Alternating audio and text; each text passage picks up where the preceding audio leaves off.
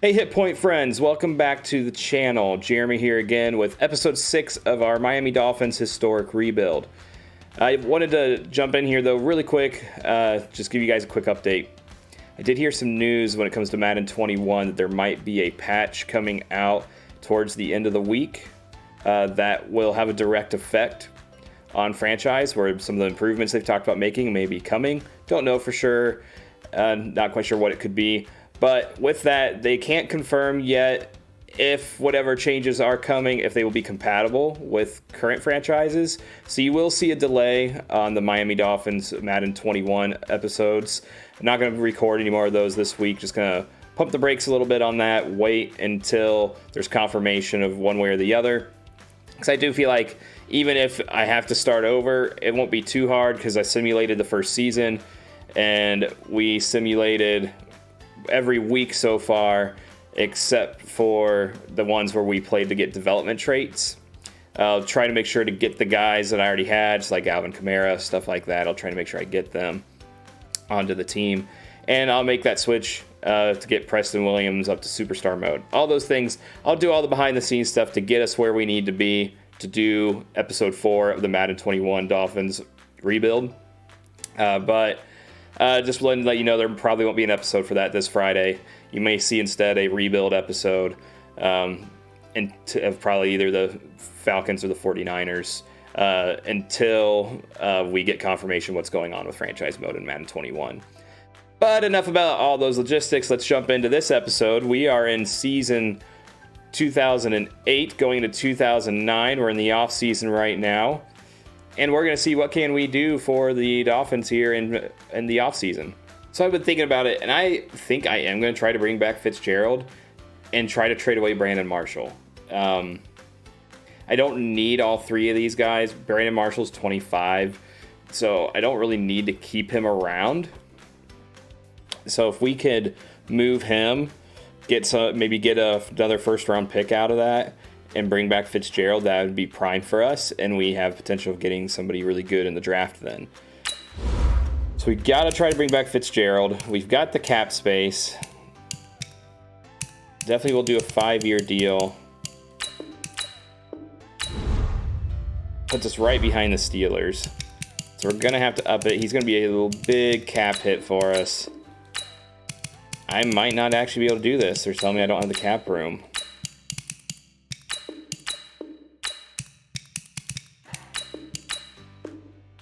And that's 100 points. I can't trade away Brandon Marshall yet because he may say no, since that's not very many points ahead of the Steelers. Poof. I don't have a ton of cap room. Thankfully, there's no one else I'm seeing that I'm like, oh man, I really want to bring them in.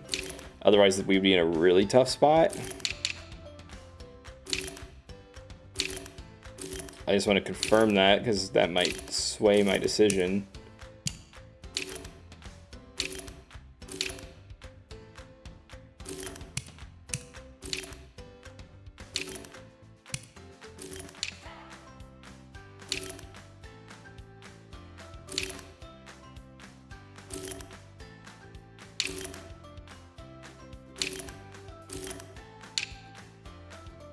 Yeah, it does confirm what I want to do. So Fitzgerald's the only person I really want to bring back. Okay, so I did some more finagling. I dropped a lot of guys who are just practice squad filler players to free up more cap space, up the contract some more, and Fitzgerald did accept. So that's huge. So now I'm going to look at trading away Brandon Marshall. Okay, so I got the number 1 pick in the draft from the Cleveland Browns. I had to trade away Brandon Marshall and Akeem Jordan, but that gets me back the number 1 pick in this year's draft. So that'll be huge for us. We can take whoever we want again. And like I said, there's no one else I was really looking for in free agency.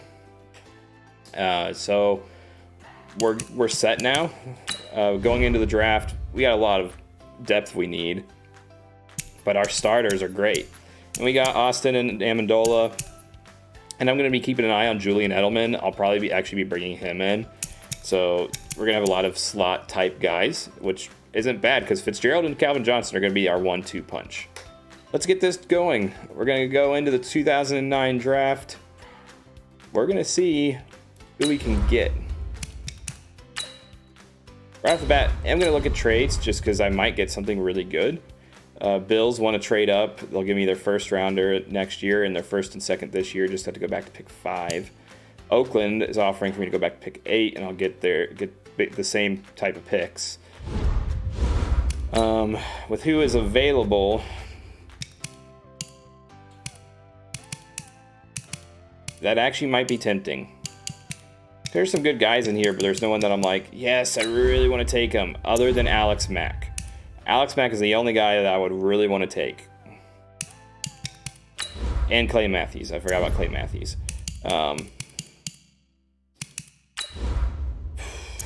It's a risk going back to pick 8. It really is. It would be a risk.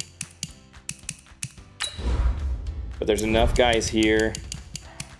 I think I can do it and take that risk, because I do want more picks for next season. I'm not trading with the Bills, seeing how they're divisional rivals, so we will trade with the Oakland Raiders. We're going to see who makes it to us at pick 8 now. Horrible pick. Horrible pick by the Raiders.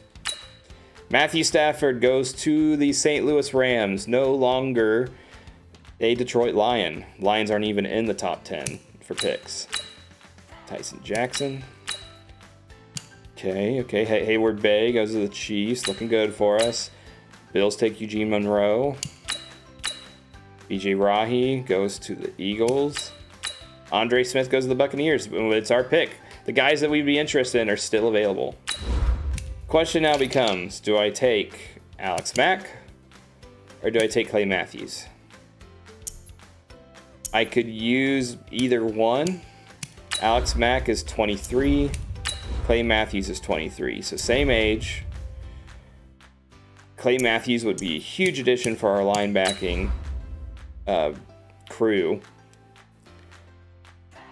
But Dan Coppin's not going to be sticking around for forever. And Alex Mack could potentially just usurp him already. They're both early first rounders. Oh, this is hard. I feel like I could go either way and be safe. I mean, Max Unger is available. I could take him potentially with my later pick. There's just no one else there. Looking at outside linebacker, this is not a strong outside linebacker class. You got Brian Arakpo also. I mean, I think I gotta take Clay Matthews. He's gonna be a stud. It's really gonna shore up our linebacking crew, not having to worry about them for a while, especially because DeMarcus Ware is gonna want a new contract next year as well. So if I have to choose between Ware and Rodgers, I have to keep Rodgers. So I gotta think in advance of someone who could take Ware's place, and Clay Matthews would be the stud that could take his place. So we're gonna take Clay Matthews. Great pick. He's number 1 in the class. Took him at number 8, 77 overall. Welcome to the Miami Dolphins, Clay Matthews. I mean, he's not a coverage guy. As you can see, that doesn't have great zone coverage. But he can tackle, great hit power, great pursuit, acceleration, all those things, good agility. He is going to come in and he's going to tear up O-lines. So I think I decided I am going to take Max Unger. I think that's the best pick for us at this time. We need another center. He's 23, so he's got a few good years in him. And like I said, Dan Coppin's not going to stick around for forever. Good pick for us. He's 71 overall, ranked 21 in the class, and we took him at 30. So great pick. Not as good as Alex Mack, but Max Unger will be very good for us. I got another pick here at pick 8 in the second round. And I'm going to tell you, there's a few guys in here that were considered undrafted. Oh, there went Jarius Byrd. That was going to be my next pick if he was available. But there's a few guys in here that were considered undrafted guys that I may jump on. Like, I put them on my draft board. So Edelman, I'm trying to decide, should I take him in the second round? I might be able to get away and take him in the third. I'm not worried about taking LaShawn McCoy or Sebastian Vollmer or Jared Cook at this point. Jared Cook is amazing talent, great tight end to take in this class, but we don't need him. But Arian Foster's in here, and I think would be valuable to take, way more than LaShawn McCoy. But Michael Bennett's in here also. And they're, like I said, they're both considered undrafted guys. I don't know what their actual true talent level is, but I think I'm going to take one of them, and I'm going to take the risk, and I'm going to take Michael Bennett here. Ooh, a little bit of a reach, but not that much of a reach. He was ranked 46 in the class, and we took him at 40. So he's going to be really good. That gives us some depth on the D line, and because we definitely need it since I cut a lot of people. But that could be really good for us. Based off pure value, I got to take Jared Cook. He's ranked number 7 in the class, and I took him at 62. Like, best player available situation right there. Might have taken the risk because now Julian Edelman might be gone. He is not, so that is going to be the pick. Ranked number 85 in the class, we took him at 94. Great pick for us. Gonna go to our next pick. We're really hoping that these guys that are considered undrafted don't go. I'm taking Arian Foster here. Huge pick. Ranked number 23 in the class. Took him at 126. AP may not be our every down back now. Just saying, because Arian Foster, he has a lot of tools. And now this is our last pick in the draft. If Jeremy Parnell is available, we will take him, and he is. Ranked number 96 in the class, took him at 158, giving us some more depth on the O-line. So that is all the picks that we have in this draft. Let's take a look at the team. Make sure to generate that best lineup. We're still going to keep with Calvin Johnson, Larry Fitzgerald, and Aaron Rodgers. Will be using their abilities for X Factor. Anything I might switch Fitzgerald's and give Greg Olsen his. But I haven't decided yet. Yeah, Max Unger is not going to start right away because Coppin is 77, but Unger is definitely going to develop well. Arian Foster already is a 71, getting the number 2 spot here. Ahmad Bradshaw definitely on the trading block. On the defense now, like I said, we're going to be making that switch to a 3-4. Going to do that really quick.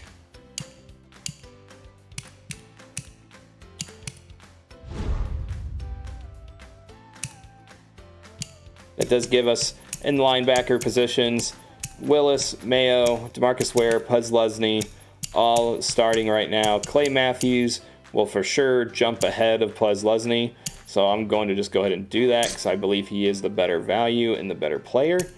We've got Jared Allen, Darrelle Revis, DeMarcus Ware, Calais Campbell. I mean, D-line looking good, being in a 3-4 now. Bennett's going to be a good backup. At cornerback, you got Revis and Asamoah and Lito Shepherd. And then you got Bethea and Bob Sanders. I'm really not willing to spoil if any of these guys are superstar X Factor. But I may have to make a switch and see what Calais Campbell's ability is and see if I want him instead. But I will do that off camera so you guys don't get spoiled. I went ahead and made the change. I put Greg Olsen's X Factor ability on double me. I think that's going to be better off for us in the long run rather than the wrecking ball trait for Fitzgerald. And on the defense, I kept everything the same. Calais Campbell has run stuffer. Would be a really good move, but it's just DeMarcus Ware still coming off the edge. And you got Jared Allen with reinforcement. Like, I can't do it because I want to keep Darrelle Revis have his shutdown ability. So we're going to keep all those the same. I will see you guys at the regular season, and we will see how does this team do in the 2009 year. Here we are at the beginning of the 2009 season. Was trying to trade away Ahmad Bradshaw, but apparently I'm below the minimum roster size, so it won't let me trade anybody away, even though I could get a first-round pick for him. So, and I don't have a lot of cap room to sign a lot of guys. I signed some guys off of different people's practice squads, including Rashad Jennings. Signed him away from the Buccaneers. But I'm not at the point where I could trade anybody away, and so I'll have to try to do that, I guess, in the offseason. We're going to go ahead and go to week 3. I'll go show you guys a little bit of the 2010 draft class, just some highlights in there, and then we'll see what happens in the playoffs. Need to show you guys, I am offering Aaron Rodgers a huge contract. He is up, like I've been saying, for a new contract. We're giving him a 7-year contract. Totals at $239 million. He does accept it, so we have locked in Aaron Rodgers as our quarterback for the next 7 years, taking us to 2016. That is huge. At some point for sure in there, I might have to take a quarterback in one of those draft classes just as to groom as Rodgers gets older. But we have Aaron Rodgers, a Miami Dolphin, for many years to come. Now, DeMarcus Ware's another question. He may not come back. He wants a lot of money. He is 27, so he's got one more year till he starts regressing. And I've got guys at linebacker I like, and so he's not a necessity, especially with the fact I've got a lot of other guys here who are going to want contracts. So stay tuned for that at the offseason. We're taking a look at the 2010 draft class, and right off the bat, top person here you see, Ndamukong Suh is in this draft class. Would be a huge addition for our D-line, especially being able to get him on the Dolphins when he's a rookie, rather than waiting till he's a stud and then paying him a buttload of money and putting yourself in a lot of bad salary cap situation. So, definitely a guy I'm going to put on my draft board. You also have Gerald McCoy. Would be a great person to get if we can't get Suh. So definitely want him on my draft board as well. Another great addition would be Trent Williams. He would definitely shore up the O-line coming in at 22, rather than where he is right now asking for a ton of money when he's in his 30s. When I say right now, meaning in real life. Another great player that would be a good addition is Joe Hayden. He's in this class. Another person to note, Des Bryant's in this class. I'm not really looking at potentially grabbing him unless he would just be there later on, but noteworthy player. Probably the biggest get in this class was this guy right here, Gronk himself, Rob Gronkowski. I will be looking at him. He's only 21. Would be a prime player to be a tight end for us to partner up with Greg Olsen. So I definitely am looking at bringing him in this draft. And then the last player I'm going to highlight for right now until we get to the offseason is Cam Chancellor here. He's a guy who I think has a grade that's probably later in the draft. So definitely someone we want to keep an eye on just for some later, in a later pick, maybe a third rounder. That will do it for the draft class for now. Like I said, you'll see the rest in the offseason. But let's go ahead. We're going to simulate to the playoffs, see if we make it. Right now we are 2-0. So good start for us. And we will see where we look at, or see how we will see how we look when it comes to playoff time. We are at the playoffs, and we definitely made it. I just did some upgrades, had a lot of guys' abilities unlock. Looks like in the last week we beat the Ravens 35-14. Just looking at the standings. Nice, we went 13-3. Wow. Whoa, looking at the AFC East, though, Jets went 12-4, and the Patriots went 11-5. Whoa, very competitive division this year. Tied for the best record in the NFL with the Falcons at 13-3. Wow. 2 of our losses came at home, 1 came on the road. I do want to see who did we lose to, because I actually did simulate to mid-season at first, and we were 6-0 going at mid-season. So I'm curious. Our first loss came to the Raiders in Week 10. Then we lost to the Bills and the Patriots. Very close games, though, all of those. So huge season for us, it looks like. We take a look at the team before we look at stats. Wow, Arian Foster is a superstar X Factor guy. That's insane. Oh, man, that's awesome. Oh, that makes me happy. Yes. Don't know what Unger is since he didn't start at all this season. Don't know what Parnell is either. We also don't know what Jared Cook is, but he is developing, so that is very good. We'll probably be able to walk away from Delaney Walker after the season because he is in a contract year. Julian Edelman has developed very well. He's going to jump up here. He's been playing slot all season anyways, but he is a 72 overall now. Superstar development, so another nice grab for us. That is legit. Looking at the defense. Oh, snap! Clay Matthews, superstar X Factor. Come on, son. That is awesome. Oh man, that is great. That is so good. Going to put us really well. Could potentially just let Ware walk now because we got Matthews and Posluszny along with Willis and Mayo. That's really nice to see. Not sure what Michael Bennett is yet, but hopefully he has a good development trait as well. But man, we are seeing some good guys we're getting out of those drafts. That is awesome to see. So let's take a look then. Let's look at the team. I'm really curious how they did. Offensively, we were 4th in the NFL. That is awesome. Defensively, the best defense in the NFL. Oh, that is awesome. Let's take a look at these stats. A-Rod, over 4,000 yards, not quite 4,500, but 45 TDs, 8 picks. You gotta be kidding me. 22 sacks. That's it? Oh, Aaron Rodgers. So glad we have you for another 7 years. Looking at rushing, Adrian Peterson getting over 1,000 yards, only getting 6 touchdowns though. Foster eating into that a little bit with 4. Rodgers even getting involved. That's nice to see. Receiving, no 1,000-yard guys, but 12 TDs for Olsen, 5 for Fitzgerald, 9 for Calvin Johnson. Edelman getting involved in the slot with 7 TDs. Even Delaney Walker getting involved with 7 touchdowns. Foster with 2, Peterson with 2. Jared Cook as a rookie even getting a TD. Very good to see. Taking a look at those sacks. Logan Mankins was the one who struggled the most. He gave up 11 sacks out of those 22. Coppin, our center, gave up none. That's insane. Defensively, no triple digits for tackles. Only 1 double-digit tackle for loss with Calais Campbell. But look at those sack numbers. 12.5 for Jared Allen, 10 for Campbell, 10 for DeMarcus Ware. Clay Matthews in his rookie year getting involved with 5. Willis even getting involved with 4. A lot of sacks for the team. Pick-wise, that's the type of numbers we want. 4 picks for Patrick Willis. 4 picks for Bob Sanders. 3 picks for Lito Shepherd. 3 for Darrelle Revis. 3 for Antoine Bethea. Michael Johnson with 2 and Mayo with 1. That's what we like to see. Very good numbers. Unfortunately, it looks like Revis did not have a Revis Island type of year, allowing 55 catches, though, being in the #1 corner. Still, very good year, good amount of picks.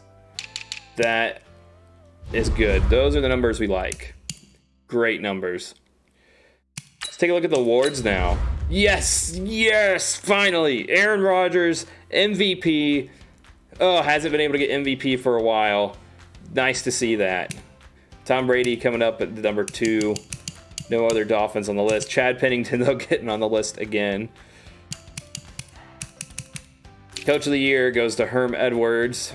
Unfortunately, Mr. Ribby getting cheated out of the Coach of the Year award again. The AFC, Aaron Rodgers, Offensive Player of the Year. No Peyton Manning on the list this year, though. Defensive Player of the Year goes to Patrick Willis. Yes, Patrick Willis. Offensive Rookie of the Year goes to Kenny Britt. Arian Foster and Edelman on the list. Defensive Rookie of the Year goes to Vontae Davis. Very good player. Clay Matthews does make the list, though. Best quarterback going to Aaron Rodgers. Yes, Aaron Rodgers.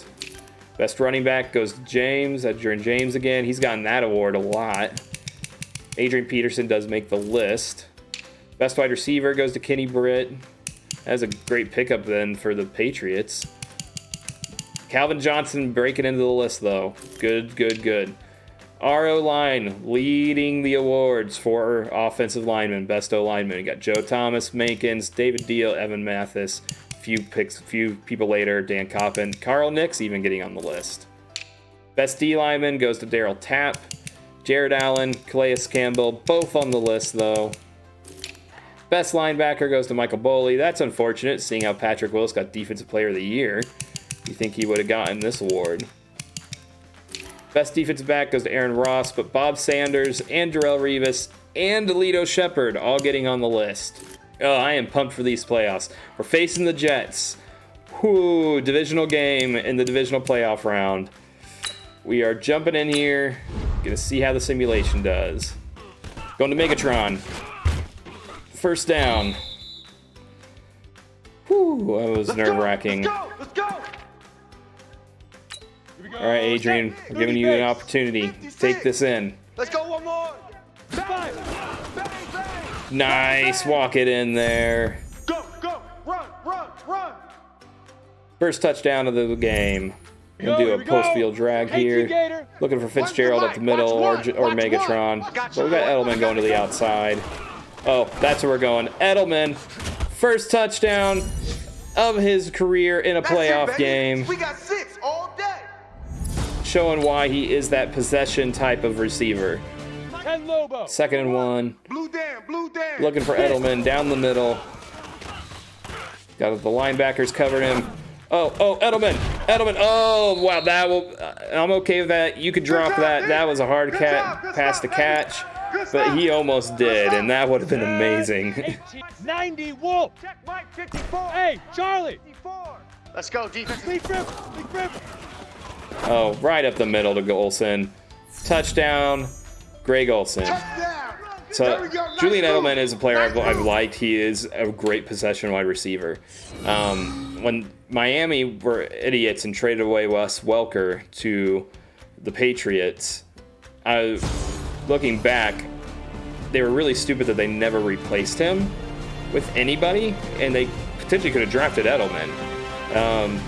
But it showed when they had Edelman, they had Wes Welker, they had those guys. That's why Tom Brady could complete every pass, because he not only had some guys on the outside with bringing Moss in 2007, but having those other guys, it really helped the team. And then even when Welker went away, they weren't too concerned because they had Edelman. So, Let's go, baby. Boneheaded management choices of letting Wes Welker go. We're going to go tight end attack. Looking at Olsen. Oh. Delaney Walker, touchdown, wide open. They can't keep us out of the end zone. Well, kind of can. Oh, nice catch by Olsen. Nice catch. Touchdown number 2 for Greg Olsen. That's it, huh? He's got that double me ability for a reason. Let's just pour some more salt into the wound. One's the mic. Watch one. Right here. Go. Oh, up the middle to Olsen. Let's get him touchdown number 3. And the Jets go down. Take that, Herm Edwards, being the coach of the year again. Should have gone to Mr. Ribby. Moving on to the conference championship. Ooh, facing the Colts. We got Peyton Manning again in the playoffs. Colts not looking as good as they used to. I think we have a really good chance here. But you know, Madden Sim could go either way. 58. Mike, 58, right there. Got Julian Edelman there and coming out. Oh, and a touchdown, Julian Edelman. He may be the playoff MVP after all said and done. We're going to try something different. 50 plant. It's your game, baby. Quarterback draw. A-Rod, juking. Oh, man. Only got a yard. Here we go. That 30 base. it was just an attempt. See what Arian Foster can do. Oh, Arian Foster, first touchdown in the playoffs. Going to Fitzgerald. 1-on-1. Oh, Fitzgerald. And it gets bumped up, and it's a pick. That's a bunch of bull. So much bull. That's frustrating. Because that should not have happened. Check 3. We're going for the risk. Going to Greg Olsen.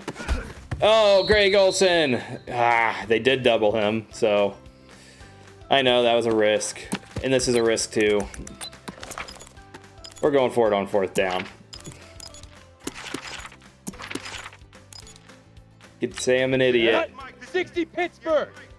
And you may be right. Hey, Delta. That's okay. Leaf River. Leaf River. I'm coming for you, son. I'm coming for you, son. Going to Julian Edelman. Oh, breaks the tackle. 4th down. Oh, so close. Almost, I thought I was going to get in there. There we go. We're on the 3. We're on the 3. 36, 36. Run the clock down. Don't want to, in case I don't score, don't want to give Peyton Manning a lot of time. Go. But Adrian Peterson taking it in for the touchdown. That will be the game, because there's no way Peyton Manning can score, get the ball back, and score again in less than a minute. And that is the end of the conference championship. Miami Dolphins make it into the Super Bowl once again. Let's go. I will see you at the Super Bowl. Here we are at the Super Bowl facing the Arizona Cardinals. I'm keeping my fingers crossed. I think we have a really good chance. But I get nervous going into any game of Madden right now. Well, not right now, but always. Can we do it? Oh, I really hope so. I think a tight end attack. 60 outlaw. The mic. 51's the mic. All day, dog. Now. Ooh, oh, Greg Olsen, wide open. Touchdown. That's not Greg Olsen's very first Super Bowl touchdown ever, but nonetheless, great touchdown for Greg Olsen. Watch QB drop. Watch QB. Oh, smart move on them. They got Edelman covered. Aaron Rodgers, come on, Rodgers. No, a fumble on the play, fumble on the play. No, no, no, no, no. Oh, where are my fast guys at? Come on, Peterson. Come on, Peterson. Get him. Ah, shoot. Crap. AP cutting to the outside. Yes, touchdown. Woo. Going to Edelman. Gonna get Edelman his first touchdown in a Super Bowl. Woo. It's coming, Mike. So far, I've not been able to get Megatron or Fitzgerald involved in this game, but that's about to change. Fitzgerald going through people, getting the touchdown. That's right. Arizona's had 4 turnovers in this game. That's huge for us. Very nice, very nice. 70, Indy. Hey, Haywood. Mike 51. Mike 51. Danny. Oh, Megatron with the catch, with that security blanket for Aaron Rodgers. A very high-scoring game, but the Miami Dolphins win another Super Bowl, 49-37.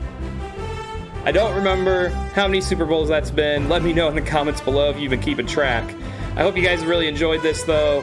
I will see you next time when we come back to take care of the 2009 offseason going into the 2010 draft.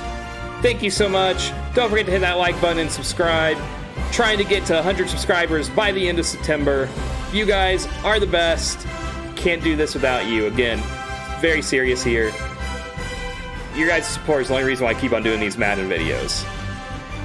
I like Madden, and I'm not getting paid to do it. I just want you guys all to know that. I don't get paid to play Madden. So that's why I'll be straight, talk about how crappy Madden is. But I do it for you guys, because I know you enjoy the content. And so I really do appreciate the support you give and the time that you take out of your day to watch these. Again, like I said at the beginning of the video, you will not see a Miami Dolphins Madden 21 video this week, just due to the fact of potential patch coming that may not be compatible with existing franchises. I will keep you up to date on that, but you will be seeing a Madden rebuild this week. You guys are the best. Hope you have a great day. Don't forget, keep an eye on your health bar.